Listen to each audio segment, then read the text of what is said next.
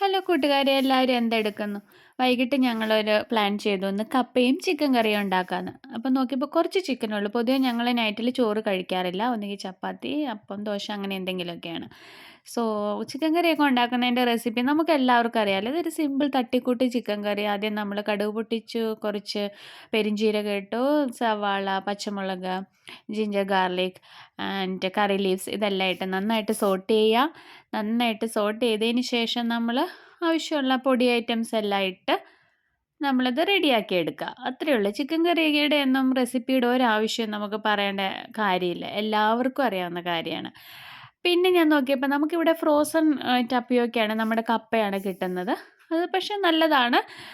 അത് കുറച്ച് മഞ്ഞൾപ്പൊടിയും ഉപ്പും ഇട്ട് ഞാൻ കുക്കറിലൊരു സാധാരണ ഞാൻ 2 വിസിലാണ് കേൾപ്പിക്കാറ്. കാരണം അപ്പോഴത്തേക്ക് അത് കറക്റ്റ് വേവിൽ എനിക്ക് കിട്ടാറുണ്ട്.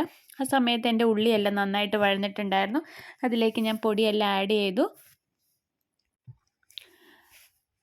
അതിലേക്ക് നമ്മൾ പൊടിയെല്ലാം ആഡ് ചെയ്തിട്ട് ചിക്കൻ പീസസ് അതിലേക്ക് എടുത്തിട്ടു. വളരെ കുറച്ചേ ഉണ്ടായിരുന്നുള്ളൂ. പിന്നെ ഞങ്ങൾ 3 ആൾക്ക് അത് ധാരാളമായിരുന്നു. ചിക്കൻ പീസസും എടുത്തിട്ട്, അപ്പോൾ എൻ്റെ മോളാണ് എടുത്തിരുന്നത്. അവൾ എന്നെ കുക്കിങ്ങിന് ഒത്തിരി ഹെൽപ്പ് ചെയ്യാറുണ്ട്. പിന്നെ ചില സമയത്ത് എനിക്ക് ദേഷ്യം വരും. ബട്ട് സ്റ്റിൽ ഞാൻ അവളെ എൻകറേജ് ചെയ്യാറുണ്ട് ഓരോ കാര്യങ്ങൾ ചെയ്യാനായിട്ട്. ആ സമയത്ത് നമുക്ക് കപ്പ ഉണ്ടാക്കാനുള്ള അരപ്പ് റെഡിയാക്കാം. ജാറിലേക്ക് കുറച്ച് തേങ്ങ, ഇത് നമുക്ക് ഫ്രോസൺ തേങ്ങയാണ്. അത് ഞാൻ ജസ്റ്റ് മൈക്രോവേവിൽ വെച്ച് ജസ്റ്റ് ഒന്ന് മെൽറ്റാക്കി എടുത്തതാണ്. അതിന് ശേഷം അതിലേക്ക് കുറച്ച് ജീരകവും നമ്മൾ സാധാരണ ചേർക്കുന്ന ഇതെല്ലാം ഇട്ട് അരച്ചെടുത്തു. അപ്പോഴത്തേക്കും നമ്മുടെ ചിക്കൻ കറി അവിടെ റെഡിയായി. കപ്പ 2 വിസിൽ കഴിഞ്ഞ് ഞാൻ കപ്പയുടെ വെള്ളമെല്ലാം ഊറ്റിക്കൊടുത്തു.